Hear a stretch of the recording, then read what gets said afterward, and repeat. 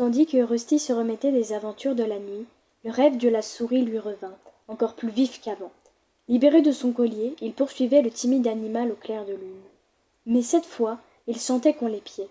Il vit des dizaines d'yeux jaunes briller dans la pénombre. Les chats sauvages avaient pénétré dans le monde de ses rêves. Rusty se réveilla en clignant des paupières, ébloui par la lumière du soleil qui zébrait le sol de la cuisine. Une douce chaleur l'enveloppait. Il avait rajouté des croquettes dans sa gamelle, rempli son bol d'eau au goût amer. Le chaton préférait boire dehors, dans les flaques, sauf quand il faisait chaud ou que la soif était trop forte. Faut-il vraiment renoncer à cette vie douillette? Il se remplit l'estomac avant de sortir par la chatière. La journée promettait d'être chaude. Dans le jardin flottait le parfum des premiers bourgeons. « Salut Rusty !» lança Ficelle perché sur la clôture. « Tu as raté quelque chose. Les bébés moineaux étaient sortis. »« Tu as fait de belles prises ?» Ficelle bâilla, se lécha le nez. « J'ai eu la flemme. Je n'avais plus faim. Bon, et toi, c'est à cette heure-ci que tu te lèves? Hier tu te plaignais que Prosper passe sa vie à dormir et aujourd'hui regarde-toi. » Le charroux s'assit au pied de la barrière et enroula sa queue autour de ses pattes avant. « Je suis allé dans les bois hier soir, » rappela-t-il à son ami. Aussitôt il sentit la fièvre l'envahir, son pelage frissonnait. Ficelle le regarda en ouvrant de grands yeux. « C'est vrai, j'avais oublié. Alors, raconte. Tu as attrapé quelque chose ou c'est toi qui t'es fait attraper ?» Rusty hésita. Comment lui expliquer ce qui était arrivé? « J'ai rencontré des chats sauvages. »« Quoi ?» s'exclama le matou noir et blanc estomaqué. « Et tu t'es battu ?»« Plus ou moins. » Au souvenir de la puissance des membres du clan, le sang se mit à bouillir dans ses veines. « Que s'est-il passé ?» lui demanda Ficelle fébrile. « Tu n'as pas été blessé ?»« Ils étaient 3, plus grands et plus forts qu'aucun d'entre nous. »« Tu les as tous affrontés ?» le coupa son compagnon la queue frémissante. « Non, se hâta-t-il de répondre. Seulement le plus jeune. Les 2 autres sont arrivés après. »« Ils ne t'ont pas taillé en pièces ?» Ils m'ont seulement demandé de quitter leur territoire, et puis... Il marqua un temps d'hésitation. « Quoi ?» piola Ficelle avec patience. « Ils m'ont proposé de me joindre à leur clan. » Les moustaches de son ami frémirent d'incrédulité. « C'est vrai, je t'assure !» insista Rusty. « Pourquoi t'aurait-il proposé une chose pareille ? Je ne sais pas. Je crois qu'il manque de monde. »« Moi, je trouve ça bizarre, » rétorqua Ficelle, dubitatif. « Si j'étais toi, je me méfierais. » Le matou noir et blanc n'avait jamais montré le moindre intérêt pour la forêt. Il était parfaitement heureux avec ses maîtres. Il ne comprendrait jamais la nostalgie irrépressible que les rêves de Rusty suscitaient en lui, nuit après nuit. « Pourtant, j'ai confiance en eux, » murmura le charroux. « J'ai pris ma décision.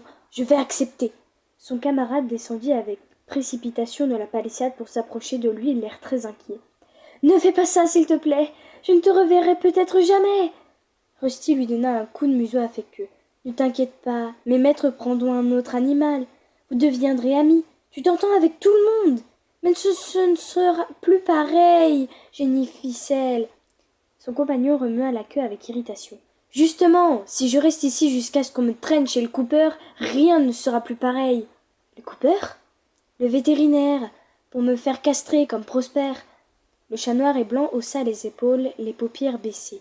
« Prosper va bien, murmura-t-il. Enfin, je sais qu'il est un peu plus paresseux maintenant, mais il n'est pas malheureux.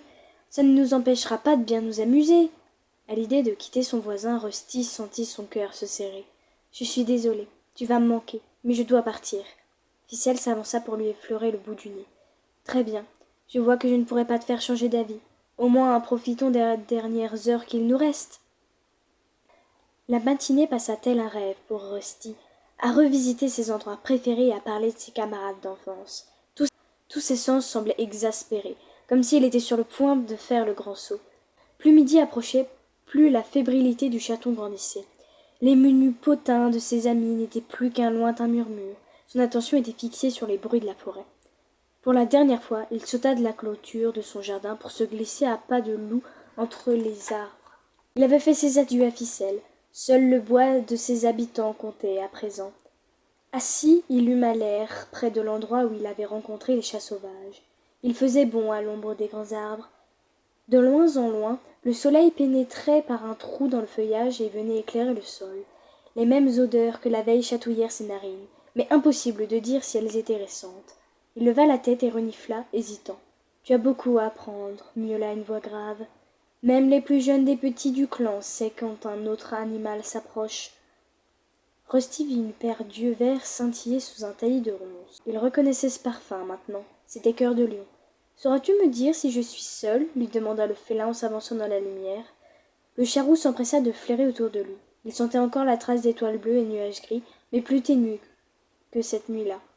Cette fois-ci, les deux autres ne sont pas avec toi, murmura-t-il après une hésitation. Exact. Cependant, je ne suis pas seul. Rusty se raidit quand un second animal entra dans la clairière. Voici Tornade Blanche, c'est un des vétérans du clan. Il sentit son échine se hérisser sous l'effet de la peur. Est-ce un piège? Le chasseur aux muscles noueux vint se planter devant lui. Il avait une épaisse robe blanche, immaculée, et des yeux jaunes étincelants de la couleur du sable au soleil. Les oreilles couchées en arrière, le chaton se prépara au combat.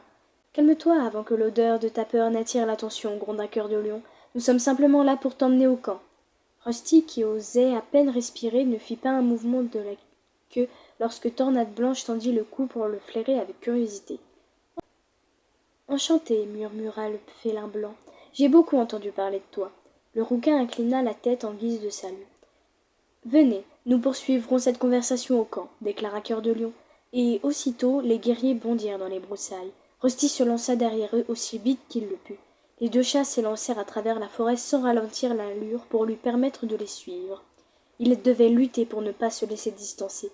Ils marquèrent à peine le pas lorsque le chaton se hissa difficilement par-dessus un tronc abattu qu'eux-mêmes avaient franchi d'un bond. Ils traversèrent une pinette parfumée où ils durent sauter par-dessus de profondes rigoles creusées par un des dévoreurs d'arbres utilisés par les bipèdes. Depuis son perchoir sur la clôture du jardin, Rusty avait souvent entendu la machine rugir au loin. À moitié pleine d'eau boueuse, à l'idée nauséabonde, une des ornières était trop large pour être sautée. Les deux chasseurs pataugèrent dans la vase sans hésiter. Le charroux n'avait jamais mis une patte dans l'eau de sa vie, mais il était bien décidé à ne montrer aucun signe de faiblesse. Grimaçant de dégoût, il suivit les autres sans s'attarder sur la sensation désagréable de l'eau contre son ventre. Ses compagnons firent halte, enfin. Il s'arrêta derrière eux, hors d'haleine, et les regarda grimper sur un rocher au bord d'un petit ravin. « Nous sommes tout près de chez nous maintenant, annonça Cœur de Lion. Rusty tendit le cou pour surprendre un signe de vie. Le balancement d'une branche, un éclair de fourrure dans les buissons en contrebas. Il ne vit rien, hormis les broussailles qui tapissaient le sol comme partout ailleurs dans la forêt. Serre-toi de ton nez. Tu dois pouvoir sentir le camp, l'exhorta Tornade Blanche avec impatience. Ses yeux fermés, le chaton huma l'air. Les guerriers avaient raison. Les effluves, ici, étaient bien différentes de ce qu'il connaissait. Plus corsé, il indiqua la présence d'un grand nombre de félins. Il acquiesça pensif. Ça sent le chat. Les deux vétérans échangèrent un regard amusé. Si le clan t'accueille en son sein, un jour viendra où tu sauras mettre un nom sur chacune de ces odeurs, dit Cœur de Lion. Suis-moi. Il descendit le premier de la pente rocailleuse, jusqu'au fond du ravin pour se frayer un chemin à travers un épais bouquet d'ajoncs, Rusty sur les talons. Tornade Blanche fermait la marche, les yeux baissés, les flancs égratignés par les branches épineuses. Le chaton remarqua que, dans l'herbe piétinée, sous ses pattes, se dessinait une large piste. Ce doit être l'entrée principale du camp, pensa-t-il. De l'autre côté du taillis s'ouvrait une clairière. Au centre se trouvait un espace nu en terre battue, tassé par d'innombrables passages. Le camp devait exister depuis longtemps. Rusty regarda tout autour de lui, les yeux écarquillés. Partout des félins assis seuls ou en groupe dévoraient une proie ou ronronnaient doucement en léchant le pelage d'un congénère. L'heure la plus chaude de la journée, juste après midi, et celle du partage, lui expliqua Cœur de Lion. Du partage? Les chats du clan passent un peu de temps à faire leur toilette en se racontant les nouvelles du jour, répondit Tornade Blanche. C'est ce qu'on appelle le partage. Cette coutume cimente les liens de la tribu. De toute évidence, les bêtes avaient remarqué une odeur inconnue. Les têtes commencèrent à se tourner vers l'intrus avec curiosité. Répugnant soudain à croiser leurs regards, Rusty parcourut la clairière des yeux. Bordées de hautes herbes, elles étaient jonchées de souches d'arbres et d'un tronc abattu. Un épais rideau de fougères et d'ajoncs l'isolait du reste de la forêt. Là-bas se trouve la pouponnière qui abrite les petits, lui indiqua le matou jaune en désignant du bout de la queue un buisson de ronces apparemment impénétrable. Rusty tourna la tête vers les broussailles. Il ne voyait rien à travers de l'enchevêtrement de branches épineuses, mais il entendait des chatons miauler à l'intérieur. Il vit une femelle roue s'en sortir par une étroite ouverture. C'est sans doute une des reines, songea-t-il. Puis une chatte au pelage moucheté de noir fit son apparition au coin du rossier, et elles se donnèrent un coup de langue affectueux entre les oreilles. La seconde se glissa dans la pouponnière pour apaiser les petits apeurés.